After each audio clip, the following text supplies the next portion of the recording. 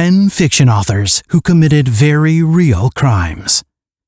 Welcome back, Creepshow family, where the line between fiction and reality gets disturbingly thin. We all know authors as the masterminds behind our favorite stories, but some writers' darkest chapters aren't in their books. They've written in real life. From murder to mayhem, today we're driving into 10 fiction authors whose terrifying crimes blur the boundaries between fact and fiction. Ready to turn the page? Let's begin. 10. Blake Leibel. Canadian creator of comic books, producer, screenwriter, and graphic novelist Blake Leibel. Syndrome is a graphic novel co-written by Daniel Quantz, R.J. Ryan, David Marquez, and Leibel. In the book, a neuropathologist conducts a risky experiment in the Nevada desert that has the potential to drastically alter humankind. After being found guilty in 2016 of first-degree murder, aggravated mayhem, and torturing his fiancée, Ayana Kassian, his once rising career abruptly came to an abrupt halt in 2018. Only a few weeks prior to her death, Kassian gave birth to their daughter. Leibel's graphic novel served as a model for the horrific murder, according to the case's prosecutor, who called it a case of life imitating art. They estimate that Kassian survived the torment for at least 6 hours. After that, her body was dismembered, and fragments of her were found in the garbage. He co-wrote a novel with scenes of bloodletting. When Kassian was discovered, almost all of the blood had been removed from her internal organs. Leibel was sentenced to compensate Kassian's family $41.6 million in compensation for her tragic death, and he is currently serving a life sentence in jail without the chance of parole. Number 9. Anne Perry. Although Anne Perry committed a horrific act when she was a teenager, it would take another 40 years for her dreadful past to finally catch up with her. She was 15 years old in 1954 when she assumed the name Juliette Hulme. She was being forced to relocate to South Africa after her parents divorced. Pauline Parker, her closest friend, wanted to go, but her mother forbade it. Parker's mother was fatally beaten by the two girls during a trail walk a few days after they were refused permission to relocate. Following 5 years in separate institutions, the girls were released from custody after being arrested for the murder. She relocated to Scotland after being freed, taking on the name Anne Perry. She went on to become a well-known crime novelist and write more than 60 volumes. Perry's background remained unknown until 1994, when Peter Jackson's film Heavenly Creatures, which was based on her case, was released. Perry asked, "Why can't I be judged for who I am now, not what I was then?" after admitting guilt and serving her sentence. Perry writes and publishes books as she works to move past her past. Number 8. William S. Burroughs. His novels Naked Lunch and Junkie provided unconventional perspectives on drug culture. William S. Burroughs became one of the main protagonists of the Beat movement, thanks to his bizarre novels. His openness about how he handled his difficulties as a drug user and his use of frank sexual content helped him gain popularity among authors. Burroughs used narcotics like heroin and morphine freely. In a drunken practical joke in 1951, he unintentionally shot and killed his second wife. He left Mexico and wandered the world, continuing to experiment with drugs. His debut work was released under the pseudonym William Lee. After Mexican authorities came to the conclusion that Burroughs' death was an accident, he was only found guilty of a minor charge and received a short prison sentence. For the rest of his life, he wrote and sought treatment for his numerous addictions. At the age of 83, he passed away from a heart attack in 1997. Number 7. Issei Sagawa. In addition to having this dream, Issei Sagawa actually dreamed of eating someone and managed to get away with it.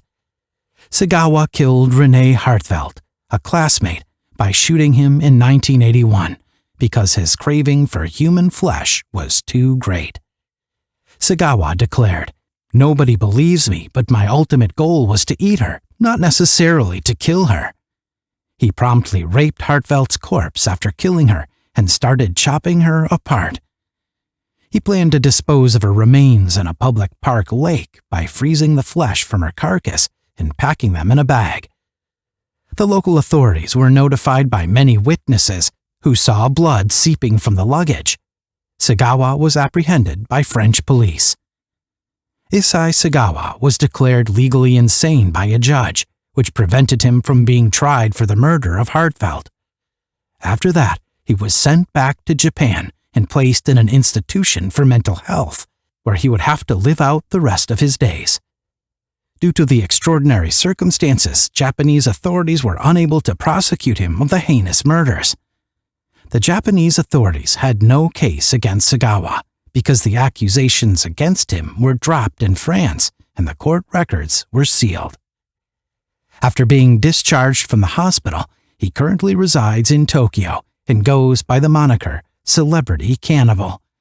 He has published multiple books for journals in his spare time. Before he passes away, he wants to taste human flesh one more time. Number 6. Maria Carolina Geel.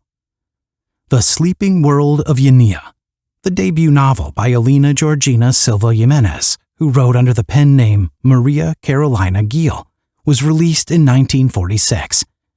Over the next 15 years, she produced numerous more novels and rose to prominence in Chile as a writer and literary critic. But when Maria shot and killed her lover, Roberto Pomarino, at the renowned Hotel Crillon in 1955, it stunned everyone. Cárcel de Mujeres, or Women's Prison, is one of her most significant novels, which she authored while incarcerated for the murder. President Carlos Ibáñez del Campo pardoned her, therefore she did not serve out the entirety of her sentence. Up till her passing in 1996, she kept up her writing. Number 5. Krystian Bala. 4 weeks after Dariusz Januszewski vanished in 2000, fishermen discovered his remains, having been tortured and murdered.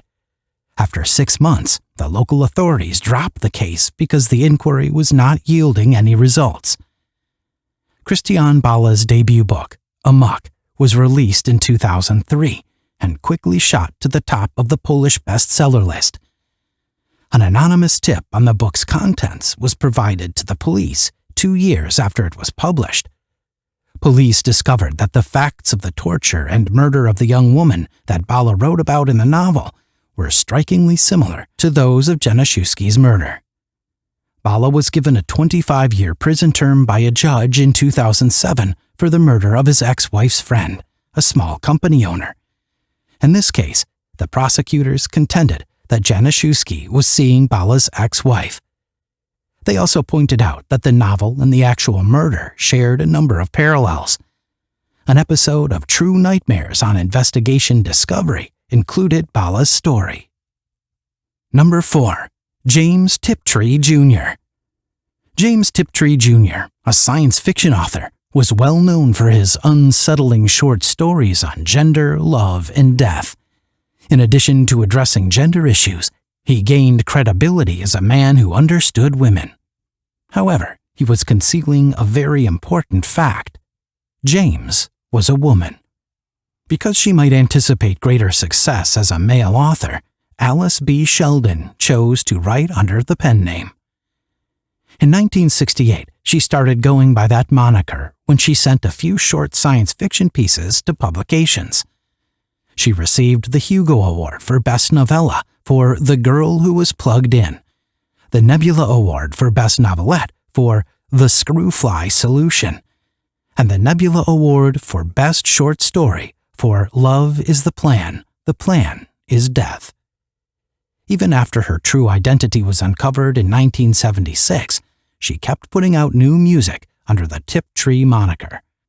Alice was a very successful writer, but she also experienced despair. She shot and killed her sick husband in 1987 while he was asleep, then took her own life. Number 3. Michael Peterson. Michael Peterson is a well-known author if you have ever viewed the true crime documentary The Staircase on Netflix. In the 90s, he wrote 3 books, but he only co-wrote one of them. The first 2 works he wrote were influenced by his experiences serving in Vietnam. The third book, a co-written semi-biographical fiction, chronicles the post-World War II experiences of a Chinese youngster. In addition, Peterson wrote freelance columns for the Durham Herald-Sun. His wife, Kathleen Peterson, was discovered dead in a bloody pool at the base of their stairwell in 2001. Soon after, Michael was apprehended and found guilty of killing her. He received a life sentence without the chance of release. When it was found that the testimony of a blood analyst was flawed, he was given a fresh trial in 2011. He entered an Alford plea in 2017 and was given credit for time served. Michael is now unrestricted. Number 2. Albert Nussbaum. Albert Nussbaum was a well-known bank robber in the 1960s who was once included in the FBI's 10 Most Wanted list. Along with Bobby Wilcoxon, Nussbaum detonated bombs, killed a security guard, and robbed 8 banks. They also amassed a sizable arsenal of firearms. After a falling out, the 2 men made the decision to go their separate ways. Wilcoxon was discovered with his girlfriend, while Nussbaum was subsequently apprehended following a police chase. After entering a guilty plea, the 2 received life sentences for their actions. Nussbaum studied works by popular pulp fiction novelist Dan J. Marlowe while on the run from the law. Nussbaum was encouraged to write by Marlowe, to whom he would write frequently. Marlowe assisted Nussbaum in honing his writing, and the 2 worked together on projects frequently. Even when Nussbaum was granted parole, the 2 shared a home for a period. Before passing away in 1996, Albert Nussbaum wrote a number of books, short tales, and television scripts. Number 1. E. Richard Johnson. E. Richard Johnson committed to a life of crime in the 1960s after leaving the U.S. Army. It took him 2 years of stick-ups to be apprehended during a heist. Johnson was eventually sentenced to 40 years in prison for second-degree murder after one state connected him to a stick-up murder. While incarcerated, Johnson took up writing as a way to pass the time.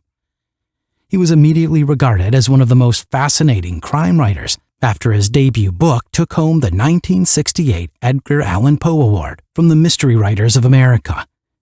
He wrote a number of additional excellent books before his writing started to falter. His career was ruined by drug usage while incarcerated, an escape, and a return to criminality. Johnson went back to writing after being captured, although he never achieved the same level of popularity. Although he was freed from prison in 1991, he was never allowed to resume publication before passing away in 1997. And there you have it. Authors whose real-life horrors are far more terrifying than anything they put on paper. Sometimes truth really is stranger than fiction. If you're ready for more stories from the dark side, hit that subscribe button and tap the bell icon, because you never know what real-life horror might show up next on Creepshow.